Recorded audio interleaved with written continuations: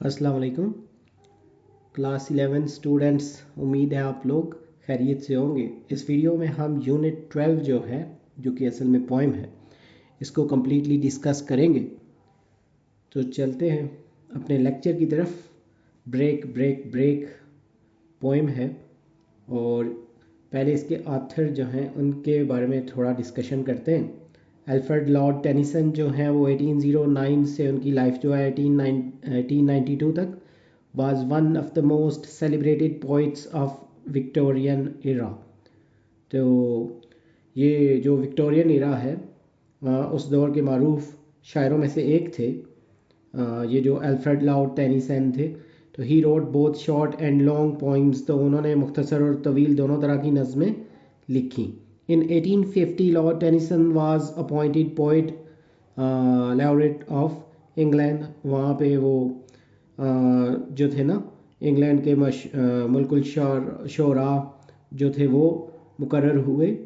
और उसके बाद ही wrote break break break upon the death of his friend Arthur Henry Hallam. उनके एक दोस्त थे, तो उनकी डेथ के बाद उन्होंने ये पोइम जो लिखी थी। तो फिर आप इसका पस मंज़र देख लें कि ये थोड़ी सॉरो होगी ना, सैड पोइम होगी।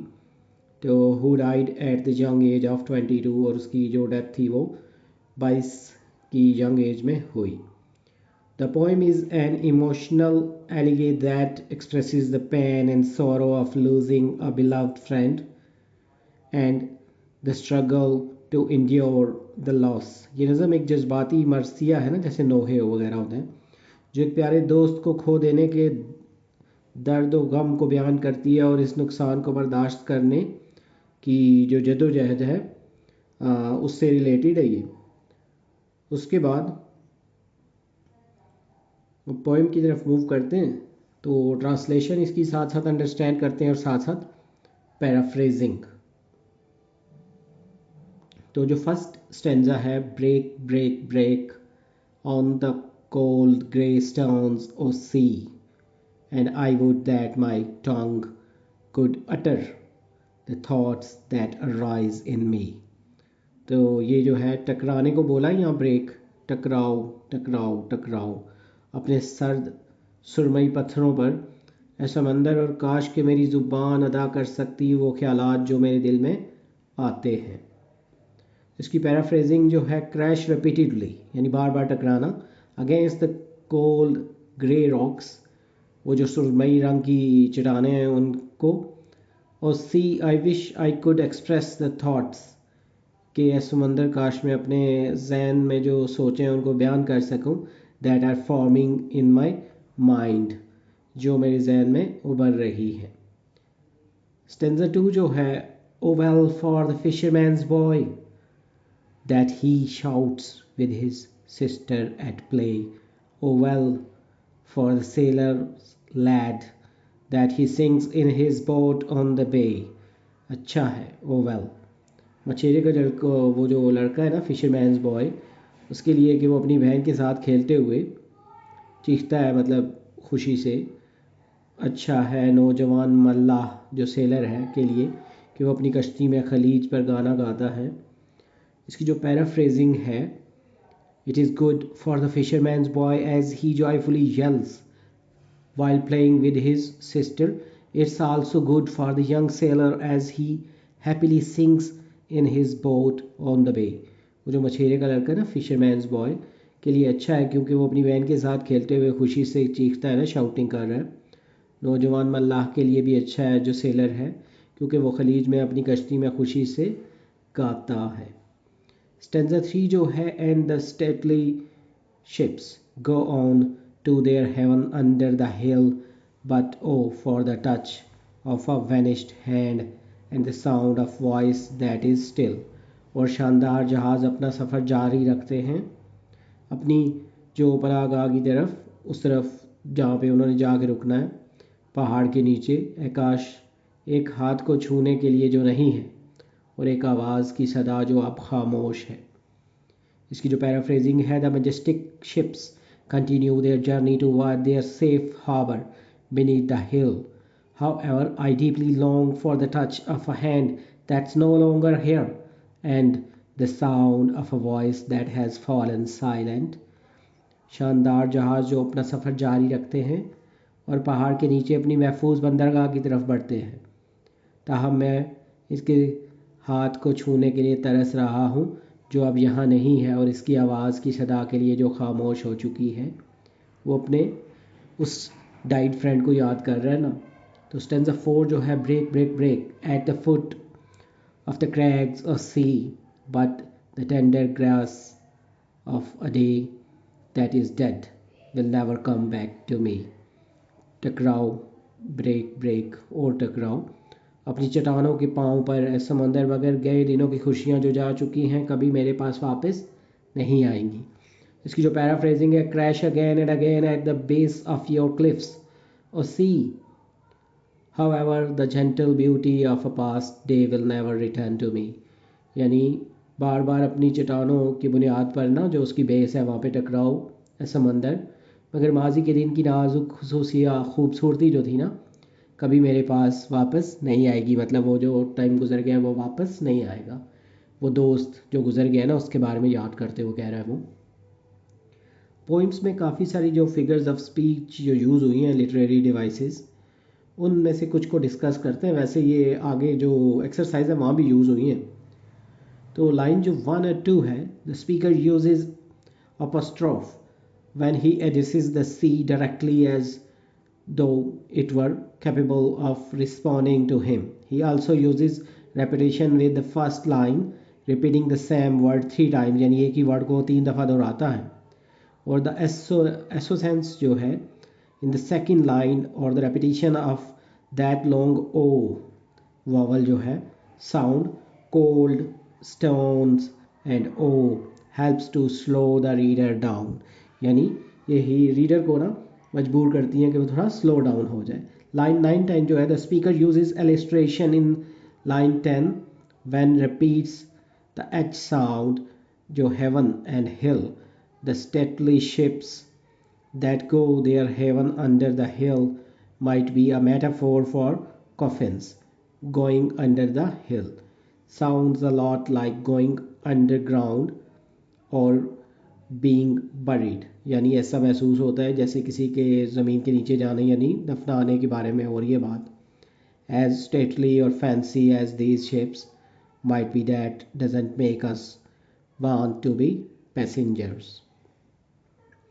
और हमें ऐसा बता रहे हैं ना जैसे हम लोग पैसेंजर्स हैं, मुसाफिर हैं जिन्होंने एक वक्त में गुजर जाना है। तो लाइन 13-14 जो है, द स्पीकर रिपीट्स लाइन 1-2, तो ऑलमोस्ट एग्जैक्टली अगेन अपोस्ट्राइजिंग जो उसकी हो रही है।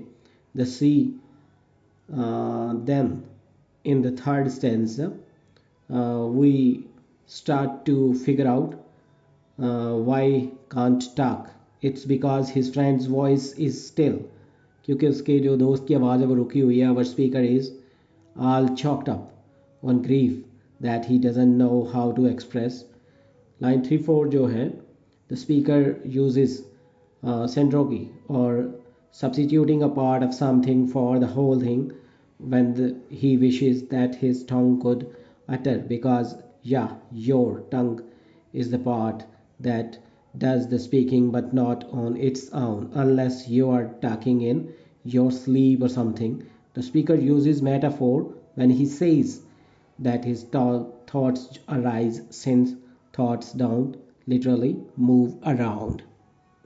line 5-6 जो है, the fisherman's boy is shouting but we do not know that he is saying it may be utter nonsense as he is playing with his sister। The O that opens the line is just as empty of meaning as the shouts of the boy। तो line जो 7-8 है, the sailor's song is likewise without words, we do not know what he is singing। यानी पता नहीं है ना वो क्या गाना गा रहा है। Again the speaker O that opens the line is just as meaningless, it is a thought the speaker is starting to wonder if utterances shouts, songs, or poems have any meaning at all. तो line 12 जो है here is why the speaker is so down on utterance lately. It is because of his friend's voice that is still. तो उसके दोस्त की जो आवाज़ है, again he is using synagogue by imagining that his friend's voice stands in for his friend who is dead. तो next में जो समरी है इस पोइम की, the poem break break break by Alfred Lord Tennyson is a lamentation over the death of his friend. It expresses the poet's deep feelings of grief and loss. ये जो break break वो Alfred Lord Tennyson की वो नज़म है, उसकी दोस्त की वफ़ात का एक नोहा है। ये शायर के गहरे गम और नुकसान के जज्बात का इजहार करती है। The constant crashing of sea waves against the cold, grey stones symbolize the pain and emotional turmoil Tennyson feels following his close friend's death. The poem portrays scenes of everyday life that are opposite to the poet's sorrow. समंदर की लहरों का मुसलसल सर्द सुरमई पत्थरों से टकराना इस दर्द और जज्बाती इज़्तिराब की अलामत है जो टेनिसन को अपने दोस्त की मौत के बाद महसूस होता है। नज़म रोज़मर्रा की ज़िंदगी के मनाजिर की अक्कासी करती है जो शायर के गम के बरक्स हैं। A fisherman's boy is happily playing with his sister and a sailor is joyfully singing in his boat. These are the symbols of life that is going on. मछेरे का लड़का अपनी बहन के साथ खुशी से खेल रहा है और मल्लाह अपनी कश्ती में खुशी से गा रहा है। ये ज़िंदगी के जारी रहने की अक्कासी कर रहे हैं। Meanwhile, उसी दौरान Tennyson is haunted by the memory of his lost friend, longing for his impossible return, the touch of a vanished hand and the sound of voice that is still. इसी दौरान टेनिसन अपने खोए हुए दोस्त की याद में महसूर है। वो एक गायब हाथ का लम्स और एक खामोश आवाज़ की सदा की वापसी की ख्वाहिश करता है जो नामुमकिन है। Despite the lively world around him shone by playing children and ships heading to their harbors, Tennyson feels isolated in his grief. अपने इर्द गिर्द की ज़िंदगी जिंदा दिली के बावजूद ना तो जिसकी अक्कासी खेलते हुए बच्चे और बंदरगाहों की तरफ जाते हुए जहाज़ों से होती है, टेनिसन अपने गम में तन्हाई महसूस करता है।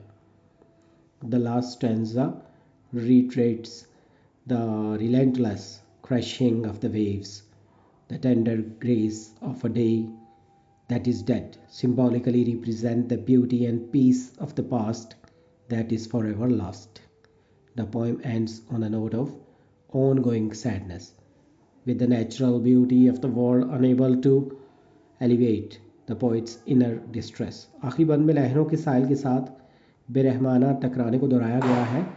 एक मुर्दा दिन की नाजुक मेहरबानी अलामती तौर पर माजी के हुस्न और अमन का इजहार है जो हमेशा के लिए खो चुका है, यानी उसको माजी की यादें आ रही हैं। नज़म गम में मुसलसल एहसास पर ख़त्म होती है, यानी उसका गम जो है वो जारी है, जिसमें दुनिया की कुदरती खूबसूरती भी शायर की अंदरूनी परेशानी को ख़त्म नहीं कर सकती। नेक्स्ट में ये थीम और सेंट्रल आइडिया है। The poem primarily focuses on expressing grief over personal loss. It reflects the poet's sorrow experienced after the death of a closed friend. नज़म बुनियादी मौजू ज़ाती नुकसान पर गम का इजहार है। ये शायर के इस दुख का इजहार करती है जो इसे अपने करीबी दोस्त की मौत के बाद महसूस होता है। Another significant theme is the contrast between the continuity of life and personal mourning. The poem compares the usual joyful activities of others with an individual internal suffering. एक और अहम मौजू जो है ज़िंदगी के तसलसल और ज़ाती शौक़ के दरमियान तज़ाद है।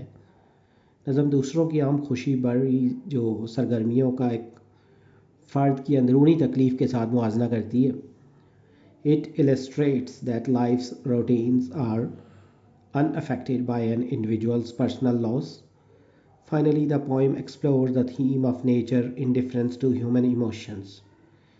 ये बताती है कि ज़िंदगी के मामूलात में किसी फ़र्द के ज़ाती नुकसान से कोई फ़र्क नहीं पड़ता। आखिर में नज़म इंसानी जज्बात के लिए फितरत की बेइतनाई की मौजू का जायज़ा लेती है। The relentless crashing of the waves on the shore is a metaphor for the passing of time and the ongoing process of nature which are indifferent to human grief and pain। साहिल पर लहरों का बेरहमी से टकराना वक्त के गुजरने और फितरत के जारी अमल के लिए एक इस्तारा है ना। ये जो प्रोसेस उसमें मेटाफोर है जो इंसानी गम और तकलीफ़ से बेनियाज है। तो यहाँ पे इसकी जो ये थीम और सेंट्रल आइडिया ये भी कंप्लीट हो गया है। नेक्स्ट में कुछ कॉन्सेप्चुअल क्वेश्चन है इस पोइम से रिलेटेड। फर्स्ट जो क्वेश्चन है, how does the speaker's emotional state contrast with the serene natural setting. Speaker की जज्बाती हालत पर पुरसकून कुदरती माहौल से कैसे मुतसादिम है। तो इसके आंसर में लिखेंगे the speakers sadness clashes with the peaceful shoreline highlighting their inner turmoil despite the calm surroundings their emotions are turbulent। तो ये जो स्पीकर है ना मुकर्रर उसकी उदासी पुरअमन साहिल से टकराती है। तो इनकी जो अंदरूनी इंतशार को उजागर करती है पुरसकून माहौल के बावजूद इनके जज्बात हंगामा खेज हैं। सेकंड जो क्वेश्चन है, what role does nostalgia play in shaping the speaker's perspective. जो पुरानी यादें हैं बोलने वाले वो जो स्पीकर है ना कि नुक्ता नज़र की तश्कील में क्या किरदार अदा करती हैं। तो इसका आंसर जो है nostalgia intensifies the speaker's longing for lost loved ones and memories. It distorts their view, making the present seem less vibrant than the past। पुरानी यादें बोलने वाले के खोए हुए प्यारों और यादों की तड़प को तेज़ करती है। ये इनकी नज़रिया को मस्क करती है जिससे हाल माजी के मुकाबले में कम मुतहर्रिक नज़र आता है। नेक्स्ट जो क्वेश्चन है, in what ways does the poem explore the tension between transience and permanence. तो इसका जो क्वेश्चन है, नज़म जो आर्जी और मुस्तकिल के दरमियान तनाव को किन तरीक़ों से तलाश करती है। तो इसका जो आंसर है द पोएम कंट्रास्ट्स जो fleeting human life with the enduring natural world. The speaker's emotions are इम्फेरियल while the rocks and sea remain constant. नज़म इंसानी ज़िंदगी को पायदार कुदरती दुनिया से मुतसादिम करती है। बोलने के जज्बात आर्जी होते हैं जबकि चट्टानें और समंदर जो हैं वो मुस्तकिल रहते हैं।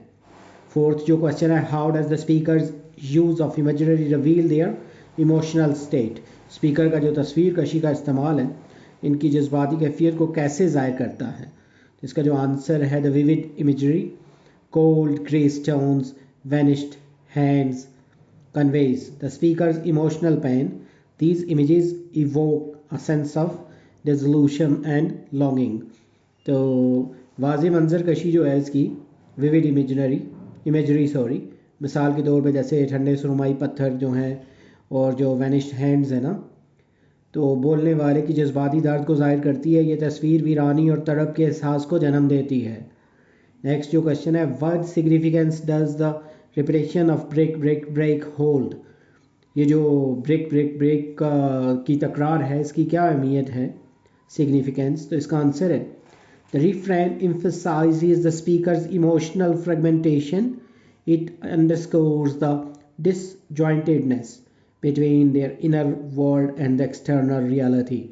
तो ये जो रिफ्रेन है बोलने वाले की जज्बाती वो जो मतलब पीसेस है ना होने पर जोर देता है। वो ये इनकी अंदरूनी दुनिया और जो इसकी एक्सटर्नल है उसकी हकीकत है ना बैरूनी उसके दरमियान नाइंसाफ़ी को वाज़े करता है कि यानी इन दोनों में तज़ाद है, यानी ये दोनों अलग अलग हैं। सिक्स्थ जो क्वेश्चन है, how does the poem portray the human experience of loss and grief. नज़म नुकसान और गम के इंसानी तजर्बे को कैसे पेश करती है। इसका आंसर है the poem captures the etching sense of loss highlighting the speakers yearning for what's gone। It validates the complexity of human emotions during grief।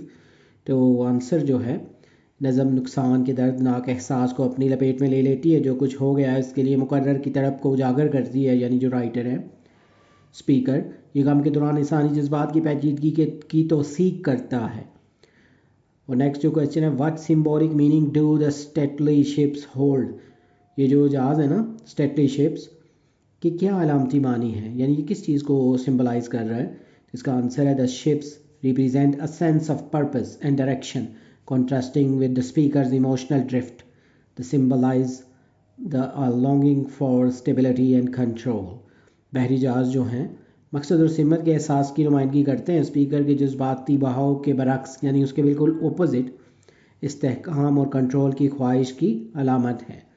Next जो क्वेश्चन है, how does the poems tone shift through out the stanzas, ये जो लहजा है कैसे बदलता है ना स्टेंजा टू स्टेंजा।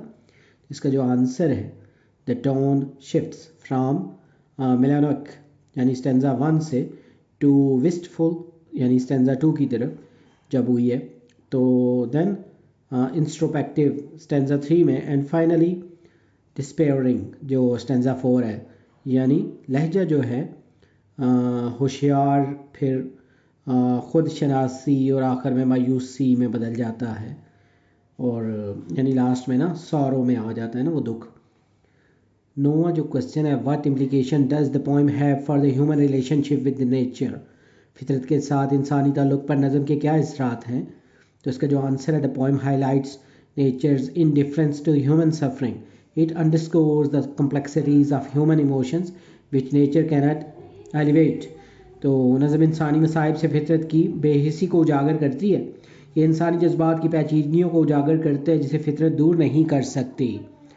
नेक्स्ट में जो है 10th question, in what ways does the speaker's emotional state reflect the human condition, किन तरीक़ों से जो स्पीकर है उसकी जज्बाती कैफियत इंसानी हालत की अक्कासी करती है।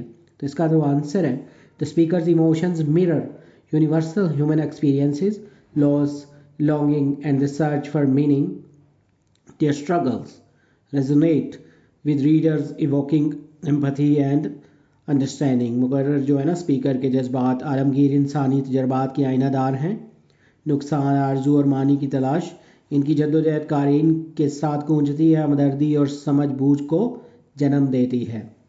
नेक्स्ट में प्री रीडिंग के जो क्वेश्चंस हैं, guess what the poem is about, ये यानी अंदाज़ा लगाए ना किस बारे में है। The poem likely explores themes of longing, nostalgia and melancholy, और फिर perhaps reflecting on lost love memories और अपॉर्चुनिटीज़। मुमकिन तौर पे ख्वाहिश, पुरानी यादों और उदासी के मौज़ूआत को तलाश करती है ये पोएम, शायद कोई खोई चीज़, मोहब्बत, यादें या मौक़े की अक्कासी करती है। तो speculate on the title of the poem, ये जो है ना उस पर स्पेकुलेशन देनी है, इसके जो टाइटल है ना पोएम का उसके बारे में। The title suggests disruption, fragmentation और separation, possibly indicating the speaker's emotional state or the served connection। ये जो है ना जैसे जैसे खलल अलहदगी का मशवरा देता है, जैसे मुमकिन तौर पर बोलने वाले की जज्बाती हालत या कता ताल्लुक़ की निशानदेही करता है, जैसे उसका कोई राब्ता टूटा हो। नेक्स्ट में वाइल रीडिंग जो क्वेश्चंस हैं, scheme for the man idea, तो उसको स्किमिंग करनी है जो मैन आइडिया है, यानी नज़र उस पर दौड़ानी है। The poem contrasts the speaker's sorrows with the serene natural setting, highlighting their longing for lost loved ones and memories। ये नज़म जो स्पीकर है उसके दुख को पुरसकून कुदरती माहौल से मुतसादिम है, यानी एक दूसरे के ऑपोजिट हैं, जिसमें खोए हुए प्यारों और यादों के लिए इनकी आरजू को उजागर किया जाता है। नेक्स्ट में स्कैन फॉर स्पेसिफिक इंफॉर्मेशन, मखसूस मालूमात की स्कैनिंग जो है। The speaker stands on a Rocky shore line observing happy children and sellers while cheering for a vanished loved ones। तो स्पीकर एक चटानी साहिल पर खड़ा है, खुश जो बच्चे हैं वहाँ पे मल्लाह का मुशाहिदा कर रहा है, जबकि एक गुमशुदा प्यारे के लिए तड़प रहा है जो उसके पास अब नहीं है। आगे जो समराइज है, the poem express the speaker's nostalgia and melancholy, तो juxtaposing their emotional pain with the peaceful natural surroundings. तो नज़म बोलने वाले की पुरानी यादों, उसकी उदासी का इजहार करती है, उसके जज्बाती दाद को पुरअमन माहौल, कुदरती माहौल के साथ जोड़ती है। Draw mind picture on the poem, ये जहन में उसकी तस्वीर बनानी है। Imagine a rugged coastline waves crashing against grey stones, children playing, sailors singing, and majestic ships sailing in the distance while the speaker stands alone lost in the thought। यानी एक नामवार साहिल का तस्वर है, सुरमई पत्थरों से टकरा रही लहरें, बच्चे खेल रहे हैं, मल्लाह गा रहे हैं और दूर दूर तक शानदार बहरी जहाज चल रहे हैं, जबकि बोलने वाला जो स्पीकर है ना वो तनहा खड़ा है, सोचों में गुम है। पोस्ट रीडिंग जो क्वेश्चंस हैं, what does the poet mean by saying the tender grace of a day, एक दिन का नरम जो फजल कहकर, वो जो शायर का क्या मतलब है इसका, जो टेंडर जो ग्रेस उसके बारे में। The poet refers to the gentle beauty of bygone day now lost forever, emphasizing the transience of happy moments। शायर एक गुजरे हुए दिन की नरम खूबसूरती का हवाला देता है जो अब हमेशा के लिए खो गया है, और खुशी के लम्हात की तब्दीली पर जोर देता है। नेक्स्ट में रीडिंग और क्रिटिकल थिंकिंग के जो क्वेश्चन हैं, आंसर द फॉलोइंग। फर्स्ट जो क्वेश्चन है, what is the speakers prospective in the poem, नज़म में जो स्पीकर है उसका नुक्ता नज़र क्या है। इसका आंसर है the speakers reflect deep grief and a longing for the past, contrasting his sorrow with the ongoing activities of others who seem unaffected by his loss। जो स्पीकर है गहरे गम और माजी की आवाज़ आरजू की अक्कासी करता है, अपने दुख को दूसरों की जारी सरगर्मियों से मुतज़ाहत करता है जो इसके नुकसान से मुतासिर नहीं होते। सेकंड जो क्वेश्चन है, to whom is the poem addressed, नज़म किसको मुखातिब है ना, किससे मुखातिब है ये नज़म जो है। The poem is addressed to the sea which the speaker uses a metaphor to express the eternal, unchanging and relentless aspects of nature। नज़म में समंदर को मुखातिब किया गया है जिसे मुकर्रर फितरत के अब्दी ना बदलने वाले और अंतुक पहलुओं के इजहार के लिए इस्ताहारे के तौर पे ना इस्तेमाल किया है, मेटाफोर के तौर पे। क्वेश्चन 3 जो है, what affect is created by the use of repetition of the poem, नज़म में तकरार के अल्फाज में क्या असर पैदा होता है। तो आंसर है the repetition of break break break emphasizes the ongoing nature of the speaker's grief similar to the continuous crashing of the waves। तो ब्रेक ब्रेक ब्रेक की तकरार बोलने वाले के गम की जारी नौइयत पर जोर देती है, जैसे लहरों की मुसलसल टकराने की तरह। फोर्थ जो क्वेश्चन है, how does the poet feel in the first 2 lines of the poem, तो नज़म की पहली 2 सत्रों में शायर कैसा महसूस होता है उसको। In the first 2 lines, the poet expresses a deep sense of sadness and frustration, wishing he could articulate the complex feelings arising within him। तो पहली 2 सत्रों में शायर ने उदासी और मायूसी के गहरे एहसास का इजहार किया है, ख्वाहिश है कि वो अपने अंदर पैदा होने वाले पेचीदा एहसासात को बयान कर सके। फिफ्थ जो क्वेश्चन है, where is personification use in the poem, तो पर्सोनिफिकेशन कहाँ यूज़ हुई है यहाँ पोइम में। तो इसके आंसर में personification is used with the sea, treating it as it can interact with the speaker and witness his emotional state. शख्सियत का इस्तेमाल जो है वो समंदर के साथ किया जाता है, इसके साथ ऐसा सलूक किया जाता है जैसे ये स्पीकर के साथ बातचीत कर रहा है ना वो समंदर, और इसकी जज्बाती हालत का मुशाहिदा कर सकता है।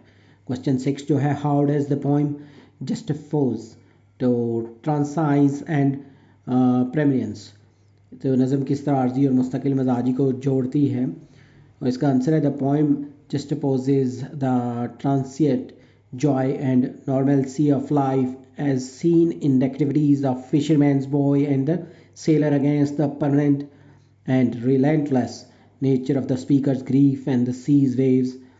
ये नज़म ज़िंदगी के आर्जी खुशी और मामूल को जोड़ती है, जैसा कि माहीगीर के लड़के और मल्लाह की सरगर्मियों में बोलने वाले के गम और समंदर की लहरों की मुस्तकिल और अनथक फितरत के खिलाफ है। नेक्स्ट जो क्वेश्चन है, question 7, what images and symbols are used in the poem, इसका आंसर है images include the cold grey stones and crashing waves symbolising the harshness and persistence of grief। Symbols include the stately ships representing life ongoing journey and vanished hand, voice that is still symbolizing the irrevocable loss of a loved one। यानी इसमें जो सुरमई पत्थर गिरने वाली लहरें जो हैं बार बार गम की सख्ती और इस्तकामत की अलामत हैं। इसमें जो शानदार बहरी जहाज शामिल है अलामतों में जो ज़िंदगी के जारी सफ़र की नुमाइंदगी करते हैं, और जो वैनिस्ड हैंड है और आवाज़ जो अभी मतलब स्टिल है, जो किसी अजीज़ के ना जो कोई अजीज़ है प्यारा उसके नाकाबिल तलाफ़ी नुकसान की अलामत है। 8 जो क्वेश्चन है where are the ships going in the poem, नज़म में जो ये शिप्स हैं कहाँ जा रहे हैं, तो उसका आंसर है the ships are here heading to their haven under the hill suggesting a journey toward safety और possibly the end of life journey. जो शिप्स हैं पहाड़ के नीचे अपनी पनाहगाह की तरफ जा रहे हैं, जो हिफाजत की तरफ या मुमकिन तौर पर ज़िंदगी के सफ़र के इख्तिताम की तरफ जा रहे हैं वो। तो 9वां जो क्वेश्चन है what does the poets notion of ever never coming back signify, तो कभी वापस ना आने का शायर का तस्वर क्या ज़ाहिर करता है। This notion signifies the finality and irreversible nature of death emphasising the permanent loss and absence of the loved ones, यानी ये तस्वर मौत की हतमी और नाकाबिले वापसी नौइयत की निशानदेही करता है जो अपने प्यारे के मुस्तकिल नुकसान और अदम मौजूदगी पर जोर देता है। 10th जो क्वेश्चन है identify and describe the literary devices, इसको हम पहले डिस्कस कर चुके हैं लेकिन आंसर में ये लिख सकते हैं जैसे personification, the cold grey stones, metaphor sea जो है, एनाफोरा जो है ब्रेक ब्रेक, और हाइपरबोले तो कोई नज़र नहीं आ रहा, alliteration sailor lad sings, refrain जो है ये भी ब्रेक ब्रेक, और symbolism sea ships vanished hands. Next जो क्वेश्चन है choose the correct answer, what is the phrase that suggests the poet's inability to express his grief, तो इसमें सी वाला ऑप्शन लगाना है, stately ships on go on जो है। नेक्स्ट जो है what is the fisherman's boy doing, तो इसका जो डी है ना shouting with his sister at play, और जो थर्ड है what are the phrases that signify the sense of loss in the third stanza, तो इसमें जो है ये पहला वाला ही होगा, vanished hand, voiced, that is still.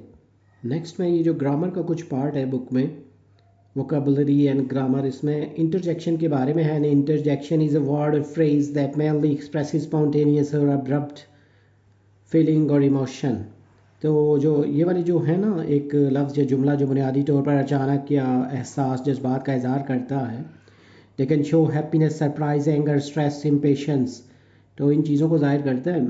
While interjections are part of speech but they are grammatically independent, लेकिन मतलब ये इंडिपेंडेंट होते हैं ग्रामर के लिहाज से। तो इसकी एग्जांपल में wow that PERT is huge, जैसे वो बहुत बड़ा है, वाओ जो है ना ये है oho I forgot to get gas, फिर shoot I have broken a nail, तो ये इसकी कुछ एग्जांपल्स हैं। तो यहाँ पे जो पोइम है ना break break break is a fine example of use of interjections the powerful emotions of loss, तो यहाँ पे यूज़ हुई हैं ओ सी की आवाज़ जो है जैसे the sound of voice that is still, तो इसकी टाइप्स जो है इंटरजेक्शंस की, जैसे प्राइमरी इंटरजेक्शन जो है सबसे पहले इज़ अ वर्ड और sound that can only be used as an interjection, यानी इसको सिर्फ इंटरजेक्शन के तौर पे यूज़ कर सकते हैं। ये जो है ना primary interjections do not have alternative meaning, और इनके कोई अल्टरनेट मीनिंग भी नहीं होते, और can't functions as another part of speech, वो किसी यानी नाउन वर्ब वगैरह का जो है वो फंक्शन अदा नहीं कर सकते। Primary interjections are typically just sounds without a clear entomology, यानी ये सिर्फ साउंड्स होती हैं, इनकी एंटोमोलॉजी क्लियर नहीं होती, S H while they sometimes have the standard spellings, a single interjection may be written in different ways, जैसे इस तरह ना ये जो आवाज़ है ये अक्सर हम मैसेजेस में भी यूज़ करते हैं। तो एग्जांपल्स जो हैं प्राइमरी इंटरजेक्शंस की, oh that's disgusting, I think that could work, ये कुछ इसकी ना एग्जांपल्स हैं। इसी तरह सेकेंडरी जो इंटरजेक्शंस हैं, secondary interjection is a word that is typically used as an other part of speech such as noun, मतलब इनको ना दूसरे पार्ट ऑफ स्पीच के तौर पे यूज़ कर सकते हैं। तो इसकी जो एग्जांपल्स हैं सेकेंडरी इंटरजेक्शन की, goodness that was a close one, और shoot my flight has been cancel, तो इसमें ये गुडनेस और शूट जो हैं ये सेकेंडरी इंटरजेक्शंस की एग्जांपल्स हैं। तो वोलेटिव जो इंटरजेक्शंस हैं is used to give the command to make a request, for example the volitive interjection, जैसे हम वो खामोश कराने के लिए बोलते हैं किसी को। इसकी जो एग्जांपल है इस सेंटेंस में, I can't focus when you are singing, pass me an eraser. तो ये वाली कुछ इसकी एग्जांपल हैं। आगे इमोटिव जो इंटरजेक्शंस हैं, an emotive interjection is used to express an emotion और indicate a reaction to something. यानी ये जो है ना जज्बाती इस्तेमाल किसी जज्बाती इज़हार का या किसी चीज़ पर रद्द-ए-अमल ज़ाहिर करने के लिए किया जाता है। इसकी जो एग्जांपल्स हैं जिसमें ना ew is used to express disgust, जैसे curse words also called expletive जो are commonly used in informal context as emotive interjections to express frustration और anger। इसकी जो एग्जांपल है इमोटिव इंटरजेक्शंस की, ew I am not eating that, ये I am so excited to see you. इसी तरह cognitive जो इंटरजेक्शन है, cognitive interjection is used to express a thought और indicate a thought process. For example the cognitive जो interjections हैं can express confusion और indicate that speaker is thinking। इसकी जो एग्जांपल में आप लिख सकते हैं can you explain it once more, wow I wasn't expecting that। Next में ग्रीटिंग और जो पार्टनिंग जो वर्ड्स हैं या phrases, interjections used to acknowledge or welcome someone or to express good wishes at the end of the conversation। जैसे इसकी example में hey how's life, bye see you later। interjection and punctuation जो है, how an interjection is punctuated depends on the context of the intensity of the emotion। यानी जितना intense होगा emotion उसी तरह उसकी पंचुएशन होगी। Exclamation points are most commonly use, तो इसमें मोस्टली एक्सक्लेमेशन मार्क्स जो हैं वो यूज़ होते हैं। तो व्हेन द इमोशन और thought being expressed is less extreme, जब उसमें थोड़ी इंटेंसिटी कम हो, interjection can also be followed by a period, तो इसमें थोड़ा सा गैप दे देते हैं। तो if an interjection is use to express an uncertainty और to ask question it should be followed by a question mark. जैसे एग्जांपल है ओह आई डोंट नो, जैसे लास्ट में ये है ना आर यू डन, यानी पूछ भी रहे हैं और साथ में ये जो यूज़ हुआ है क्वेश्चनिंग मार्क में। When an interjection is use as a part of sentence it should be set off from the rest of the sentence using commas. तो इसकी जो एग्जांपल्स हैं interjections within a sentence में, how are we going to do this, और it was an interesting lecture indeed. Next में in the following sentences identify the interjection and circle it, तो यहाँ पे इनको हाईलाइट कर दिया गया है। जैसे फर्स्ट वाला है इसमें hey I am glad that you could make it to my party. Second जो है wow you look great tonight. उससे भी नेक्स्ट पे ये जो है इसमें ब्रावो, फोर्थ वाले में पाँच वाले में शू, सिक्स वाले में ट्रेन, सेवन वाले में स्टॉप और एट्थ वाले में यपी। और राइटिंग में क्योंकि ये कुछ क्वेश्चन है ना समरी वगैरह और फिगर ऑफ स्पीच, इसको हम लेक्चर में ऑलरेडी कर चुके हैं, तो इसका एक पार्ट है ये पंचुएट द गिवन लाइंस, तो इनकी पंचुएशन कर दी गई है, आप इसको देख सकते हैं। जैसे इसमें कॉमास हैं और कैपिटल वर्ड्स हैं, उसके अलावा ये फुल स्टॉप वगैरह, तो यहाँ से आप इसको रीड आउट कर लें, ये जो पंचुएशन वाली लाइंस है ना ये वाली।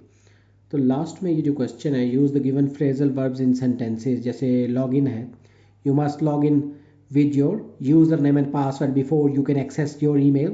Log out, remember to log out of your account when you are done to keep your information secure। Look after, I must look after my younger brother while my parents are out tonight।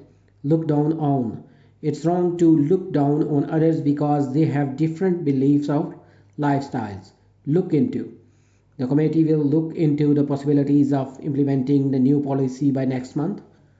Look out, look out for icy patches on the road when you drive home in the winter। Look forward, we are looking forward to the family reunion in this summer, it's going to be a lot of fun। यहाँ पे हमारा ये जो chapter है ये complete हो गया है, पोएम जो है। उम्मीद है ये आपके लिए प्रिपरेशन में हेल्पफुल होगी, आप इसको अंडरस्टैंड कर सकते हैं, समझ सकते हैं। सारे क्वेश्चंस, पैराफ्रेजिंग सब कुछ यहाँ पे मौजूद है। तो चैनल का जो प्लेलिस्ट है वहाँ पे इस बुक की बाकी सारी जो वीडियोस हैं पिछले सारे चैप्टर्स की वो मौजूद है, वो भी आपके लिए हेल्पफुल होगी। जल्द न्यू वीडियो में नए लेक्चर के साथ मिलेंगे। Have a nice time.